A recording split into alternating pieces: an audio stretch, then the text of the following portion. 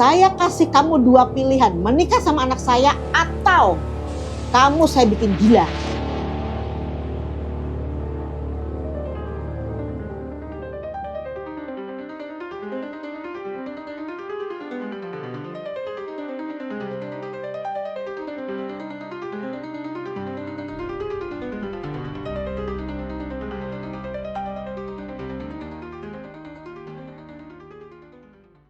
Halo teman-teman, Assalamualaikum warahmatullahi wabarakatuh. Kembali lagi di channel Mata Batin Rina bersama saya Rina Widya. Oke teman-teman, semoga teman-teman baik-baik, sehat-sehat dan selalu dalam lindungan Allah Subhanahu wa taala. Amin. Oke teman-teman, kali ini aku bercerita tentang pengalaman seorang laki-laki yang bekerja sebagai guru honorer dan di mana dia harus dimutasi di daerah Kalimantan di pedalaman teman-teman. Di sana dia mengalami peristiwa yang tidak diinginkan sampai dia menjadi. Nah, teman-teman mau tahu bagaimana ceritanya?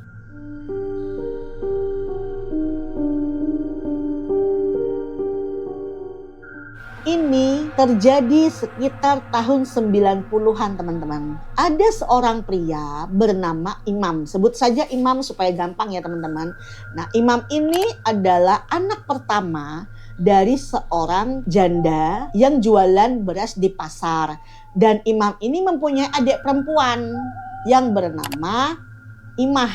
Nah, Imah dan Imam ini adalah kakak beradik yang hidup rukun teman-teman. Walaupun berpenghasilan pas-pasan, tapi mereka itu bisa hidup bahagia. Beberapa hari kemudian si Imam ini mendapat kabar kalau Imam ini diterima sebagai guru honorer. Setelah dapat surat keputusan Imam menjadi guru honorer, Imam ini dapat tugas menjadi wali kelas SD dekat rumahnya dia. Dia mengajar di kelas 3. Setelah beberapa bulan Imam ini menjadi guru honorer di sana, Imam tuh ditawarin, "Imam, kamu mau nggak mencalonkan diri sebagai PNS, tapi dengan ketentuan kamu harus ada pengabdian di pedalaman," dia bilang kayak gitu. Dia di situ ada pilihannya antara Sumatera atau Kalimantan. Nah,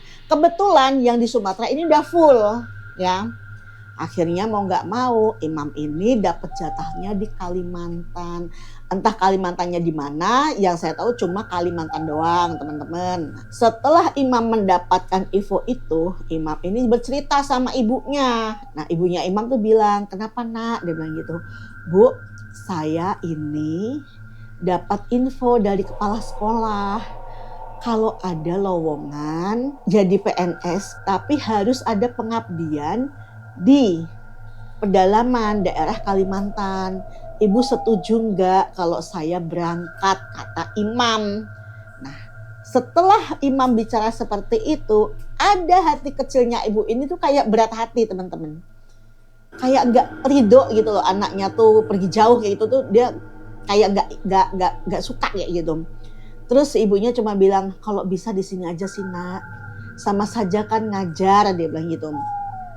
"Tapi saya pengen Bu, supaya jenjang karirnya saya lebih baik lagi," dia bilang kayak gitu. Setelah melihat kesungguhannya si Imam, ibu ini luluh juga. "Ya udahlah nak, semoga lancar-lancar di sana, nggak ada apa-apa. Ibu cuma berdoa semoga kamu di sana baik-baik saja, sehat-sehat selalu." "Ya Bu, terima kasih." Setelah mendapatkan izin dari ibunya, si Imam ini besoknya itu info ke kepala sekolah. Dia datang ke ruangan kepala sekolah, "Maaf Pak, saya sudah izin sama orang tua saya. Saya sudah boleh kalau mau berangkat ke Kalimantan." "Wah, bagus dong Mam. Di sana nanti kamu siapa tahu jenjang karirmu bagus di sana. Kamu bisa jadi PNS." Ya, dengan harapan memang itu tujuannya Imam, mau bekerja pindah dimutasi di Kalimantan kan kayak gitu. "Tapi kamu harus mengurus ini dulu ya Mam," dia bilang kayak gitu. "Iya Pak, siap," dia bilang kayak gitu. Akhirnya Imam itu ada seminggu 2 minggu itu ngurus mutasin dia, akhirnya si imam ini berangkat teman-teman. Berangkat ke daerah Kalimantan. Dia di sana bertemu kepala sekolah di sana, dia bilang, "Saya ini guru yang akan mengajar di sini, Pak." Kayak gitu. "Oh ya bagus. Oh, terima kasih ya sudah bersedia pindah di sini," kayak gitu. "Syukurlah Mas Imam kalau Mas Imam mau di sini karena kondisi di sini itu jauh dari kota," dia bilang kayak gitu. "Maklumlah di pedesaan," gitu.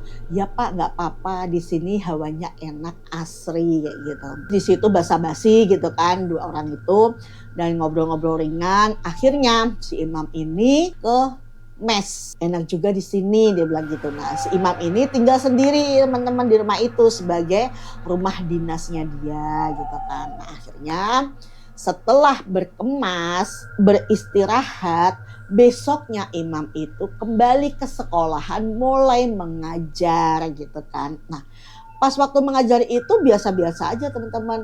Muridnya juga banyak, muridnya juga antusias untuk belajar. Itu yang membuat imam itu semangat untuk mengajar gitu kan. Nggak papalah di sini, yang penting saya berguna. Selesai jam pelajaran, imam ini pulang. Pas pulang, di jalan itu dia berpapasan dengan perempuan cantik, melempar senyum, dan imam pun juga ikut senyum karena dia mulai senyum ya imam balas senyum kayak gitu. Setelah hari itu beberapa kali imam itu selalu papasan dengan anak perempuan itu, dengan gadis itu gitu kan. Nah, ini yang membuat imam tuh kadang ngerasa, ih ini ada perempuan cantik gitu kan, tapi hampir sama seumuran adik aku, si Imah gitu kan. Nah, akhirnya cerita punya cerita, karena imam sudah tinggal di situ sekitar hampir 1 bulan, mau nggak mau warga harus lapor gitu kan. Akhirnya imam pun bersedia. Akhirnya si imam dianterin sama warga itu untuk menemui kepala desa. Betapa kagetnya teman-teman, ternyata perempuan yang sering dilihat sama imam ini ternyata anaknya Pak Kepala Desa. "Permisi, saya imam, guru yang bertugas di sini." "Oh iya, saya kepala desa di sini. Dan ini anak saya, Herlina." Nah, kayak gitu. Baru tuh imam baru tahu tuh namanya Herlina gitu kan. "Panggil saja Lina." "Oh iya Pak," kayak gitu kan. Setelah beramah tamah di situ, minum teh bareng, apa kopi bareng di situ gitu kan. Akhirnya si imam undur diri karena sudah mulai maghrib. "Maaf Pak, saya pamit pulang karena sudah mau maghrib." "Oh ya Nak, nggak apa-apa," kayak gitu. "Nanti sering-sering main ya," gitu. "Ya Pak, insya Allah," kata si imam, ya kan. Nah, karena di Kalimantan itu kan memang rumah panggung ya teman-teman. Tuh, rumah panggung kayak gitu. Nah, di saat imam turun ke panggung itu terlihat si Herlina itu memperhatikan dari atas panggung, di kamar di atas panggung. Itu ada jendela di kamarnya Herlina itu sambil mengintip imam pulang. Cuman karena posisi imam itu juga nggak menghiraukan, jadi imam cuma senyum aja, istilahnya ngasih isyarat kalau dia mau pulang gitu. Nah, setelah hari itu, setelah pulang mengajar selalu ketemu Lina. Nah, di situ imam mencoba ngobrol, "Dek mau kemana?" "Oh iya Bang, saya mau ke sana," dia bilang gitu. "Oh iya," cuma sebatas obrolan ringan teman-teman gitu kan. Setelah beberapa bulan ternyata si Lina ini menaruh hati teman-teman sama imam. Nah, akhirnya di sana kan nggak mungkin ya, zaman dulu itu kan nggak mungkin seorang perempuan nembak laki-laki, malu harga diri gitu kan. Kalau laki-laki nembak ke perempuan wajar, ini kan perempuan ya yang pengen ya gitu kan, yang pengen mengutarakan isi hatinya, niatnya dia gitu kan. Akhirnya Lina ini bercerita sama bapaknya, "Pak, maaf, Lina itu suka sama Bang Imam, tapi Bang Imam itu terlalu pemalu," dia bilang kayak gitu. "Bagaimanalah ini saya mau bilang," dia bilang gitu.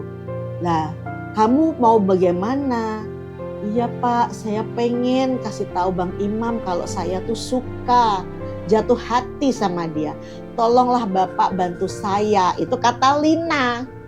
Nah, mendengar ucapan putrinya, kepala desa ini dengan senang hati, anakku sudah dekat jodohnya gitu kan.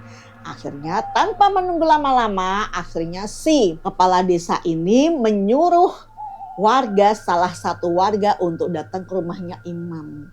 Waktu itu sekitar habis zuhur, itu datanglah warga, salah satu warga datang menyampaikan niatnya kepala desa untuk memanggil si imam. Akhirnya imam datanglah ke rumahnya Pak Kepala Desa gitu kan. Assalamualaikum Pak, dia bilang kayak gitu kan. Oh iya Mas Imam, masuk, dia bilang kayak gitu. Lin bikin kopi buat Bang Imam sama Bapak. Iya Pak, bikinin kopi itu teman-teman. Ini hatinya Lina itu udah nggak karuan lah, antara seneng, antara berdebar-debar gitu kan. Yang namanya orang lagi jatuh cinta, cowok yang dia suka itu depan mata, gimana sih responnya gitu kan. Ya paling teman-teman juga tahu lah gimana rasanya, kan udah teman-teman juga pernah ngerasain gimana rasanya jatuh cinta ya kan. Nah, akhirnya kopi itu keluar sambil Herlina menyuguhkan kopi buat Imam sama buat Bapak. Setelah Lina memberikan kopi, akhirnya Lina ini masuk ke kamar. Tapi di balik kamarnya Lina ini, Lina itu bisa mendengar percakapan dua orang itu dengan jelas teman-teman. Nah, di situ Pak Kepala Desa mulai bertanya ke Imam. Imam, kamu tahu nggak alasan saya panggil kamu? Dia bilang gitu. Maaf Pak, ada apa ya? Dia bilang kayak gitu. Karena Imam ngerasa gak bikin salah gitu loh. Aku gak bikin salah, kenapa aku dipanggil gitu kan. Enggak Imam, gak ada apa-apa. Si kepala desa itu sambil senyum. Nah, begini Imam, saya kan punya anak gadis, si Lina. Nah, kebetulan kamu juga belum menikah. Dia bilang gitu. Bagaimanalah kalau seumpama saya menjodohkan kamu dengan putri saya si Lina. Si Imam ini kaget. Nah, kok begitu gitu kan istilahnya. Kaget lah ya. Akhirnya si Imam tuh bilang, maaf Pak, saya belum siap. Karena saya juga masih baru jadi guru honorer. Saya takut Pak, belum bisa menafkahi putri Bapak secara finansial, kata si Imam. Ya udah Mam, nggak apa-apa, Bapak tunggu ya kesiapan kamu, dia bilang kayak gitu. Ya, Imam di situ ya Pak kayak gitu. Maksudnya ya itu ya kemungkinan ya mungkin Lina bisa mendapatkan jodoh yang lebih baik lagi dari saya, pikirnya begitu. Sempat itu diutarakan sama Imam, supaya semoga nanti kalau seumpama ada yang datang meminang si Lina dan orangnya lebih baik dari saya, nggak apa-apa Pak, saya nggak usah nunggu saya lagi. Dia bilang begitu. Tapi Pak Kepala Desa ini kayaknya nggak mau menerima alasan si Imam. Karena dia bilang, ya udah Mam, saya nunggu kesiapan kamu, dia bilang kayak gitu. Nah, Imam cuma senyum-senyum, terus Imam turunlah pulang. Oh ya, Pak permisi ya, saya mau pulang. Oh ya udah Mam, nggak apa-apa, karena sudah mau maghrib. Turun dia, udah sore kan, udah jam-jam 5 kayak gitu. Akhirnya setelah Imam pulang ke rumahnya dia tuh sambil mikir, tidur sambil mikir gitu kan. Begini aja, dia pikirannya tuh kayak bingung, kayak bimbang kayak gitu kan. Terus dia bilang begini, kenapa ini ya? Dia bilang itu, aku kan di sini baru juga 6 bulan. Kenapa aku disuruh nikah sama anaknya Pak Kepala Desa? Dia bilang gitu. Duh, dia bilang kayak gitu. Gak tau lah nanti gimana lah, dia bilang kayak gitu. Nah, akhirnya setelah 6 bulan berlalu, jadi istilahnya kan hampir setahun ya. Kembali lagi, dan Imam ini sudah bertambah umurnya jadi 25. Dan si Lina ini sudah umur 20. Nah, ini di usia matang untuk menikah teman-teman. Nah, akhirnya si Pak Kepala Desa ini manggil Imam lagi. Dia menyuruh warga untuk panggil Imam. Terus dia bilang, suruh imam datang ke sini, saya mau ada perlu. Akhirnya bener itu, dia datang ke rumahnya imam, dia bilang, Pak Kepala Desa mau ada perlu sama Mas Imam gitu. Udah tuh, imam langsung jalan. Tapi di dalam hatinya imam ini imam udah tahu nih, apalagi ini, jangan-jangan aku disuruh nikah lagi sama dia. Itu sudah curiga nih si imam, ya kan. Dari sepanjang perjalanan melangkah kaki itu tuh memang imam tuh nggak fokus di jadi dia masih mikir apa ya, aduh gimana ya, alasan apa lagi nih kayak gitu kan. Terus setelah sampai di rumahnya Pak Kepala Desa ini kayaknya dia serius mukanya, nggak kayak kemarin-kemarin yang ramah kayak gitu kan. Ini mukanya udah mulai serius ini, ya kan. Akhirnya masuk mam, iya Pak, dia bilang gitu. Pak Kepala Desa itu langsung membuka omongan, Imam, kamu tahu nggak, kamu saya panggil ke sini untuk apa? Maaf Pak, saya nggak tahu gitu ya. Kamu saya panggil ke sini untuk niatan kamu menikahi anak saya Lina. Kurang apa Lina? Dia cantik, dia baik. Kamu mau cari yang seperti apa? Kata si kepala desa. Imam cuma diam tertunduk, dia bilang begini, maaf Pak, Lina anak yang baik. Juga dia cantik, tapi selama ini saya menganggap Lina seperti adik saya sendiri.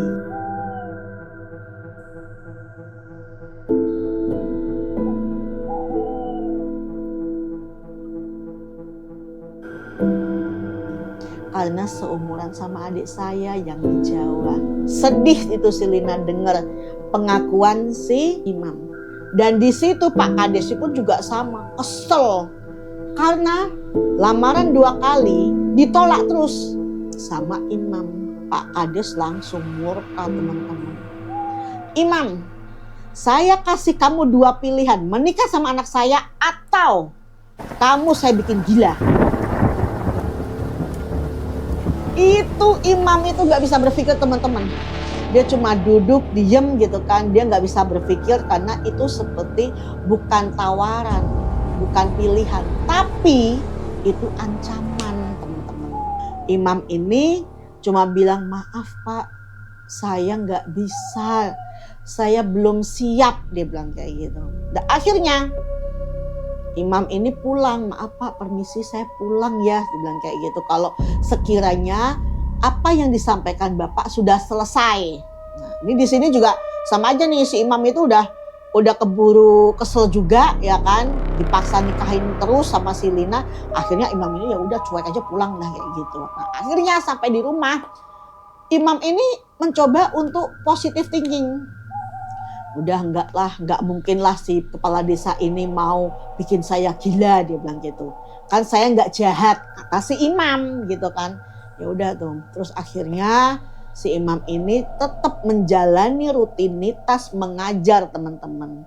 Tiap hari aktivitasnya ya dari sekolahan, pulang ke rumah istirahat, begitu terus. Karena posisinya memang imam ini anak rumahan, nggak pernah kemana-mana kayak gitu loh, santun di dalam rumah kayak gitu. Suatu hari imam ini ngerasa aneh. Setiap malam jam 12 itu imam ngerasa sakit kepala hebat. Walaupun imam ini sudah minum obat, tapi obat itu tidak mempan untuk mengurangi rasa nyerinya. Sekali, 2 kali, ini imam ini benar-benar ini lagi dibikin sama kepala suku itu supaya imam ini nyerah. Tapi tetap imam ini berusaha, ini sakit kepala biasa kali, mungkin aku karena nggak bisa tidur. Nah, begitu. Pokok pikirannya dia begitu doang. Nah, akhirnya setelah beberapa hari membuat imam ini drop. Sakit yang membuat imam ini tidak bisa mengajar teman-teman. Nah, akhirnya si kepala sekolah ini ngasih saran imam untuk berobat dululah. Kamu pulang dulu istirahat. Kamu cuti, dia bilang kayak gitu. Ya, terpaksa. Imam pun juga mengikuti saran dari kepala sekolah. Dia pulang tuh teman-teman ke Jawa, ya kan? Dia pulang ke Jawa. Terus si ibunya imam itu sama imah itu adiknya itu dia senang sekali ngelihat kakaknya mau pulang gitu kan, ngasih kabar gitu kan mau pulang kayak gitu. Akhirnya Imam sampai ke sana pulang, di rumahnya dia itu si ibu ini kaget. Ibunya ini kaget. Astagfirullahaladzim nak, kok kamu kurus banget? Dibilang kayak gitu. Kamu kenapa? Kamu sakit? Digituin. Imam cuma bilang, iya bu, saya sering sakit kepala. Dia bilang kayak gitu. Oh ya Allah, udah besok periksa ya nak ya. Dia bilang kayak gitu. Ya bu, istirahat dulu. Besokannya si Imam ini diajak berobat sama ibunya. Dia sakit kepala itu kayak ada CT scan kayak gitu, sakit apa kayak gitu, ada apa kayak gitu. Tapi analisa dokter itu nggak ada apa-apa. Kondisi Imam baik-baik saja dan tensinya pun juga normal. Ini yang bikin aneh. Sekitar seminggu di rumah kayak orang linglung. Ditanya sama ibunya, nak kamu mau makan? Dia cuma geleng kepala. Dia lebih banyak menyendiri di dalam kamar daripada dia harus di luar ruang tamu atau di teras. Biasanya tuh Imam tuh selalu duduk di teras, di ruang tamu. Kadang dia juga jalan ke lapangan sebelah melihat anak-anak nonton main bola kalau sore gitu kan. Itu nggak ada teman-teman, nggak ada aktivitas. Cuma duduk di kamar kayak orang stres, kayak orang depresi. Nah itu yang membuat ibunya Imam ini bingung. Ini anak kenapa ya? Setelah pulang dari Kalimantan, kenapa aku ngelihat anakku tuh aneh? Tapi di situ ibunya Imam itu masih positive thinking. Mungkin anakku kecapean, mungkin anakku lagi sakit, gak enak badan kayak gitu kan. Tapi kesini-sininya, apa yang dirasakan Imam itu semakin menjadi-jadi sakit kepala, kadang mengigo, kadang melantur gitu kan. Kadang diajak ngomong gak nyambung. Dan itu sekitar 1 bulan Imam itu sudah tidak mengenali orang tuanya.